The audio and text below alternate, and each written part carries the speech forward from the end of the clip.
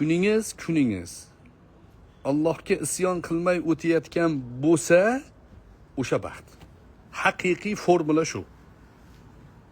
Zino qilmadingizmi bugun? Ha? Nomahramga ko'z olaytirmadingizmi? Birovni g'iybat qilmadingizmi? Birovni haqqini yemadingizmi? Ibodatingizni vaqtida qildingizmi? Ha? Halol rizqni harakatidamisiz? Shu valoyat, shu baxt shu. Hazrat Alining gaplari bu.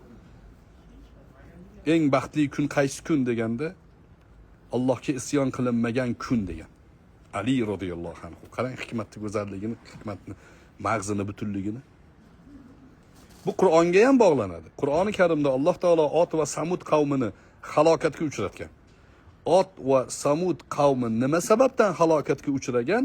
Payg'ambarlariga isyon qilganligi sababli halokatga uchragan. Allohga isyon qilishgan. Halokatga uchrashgan.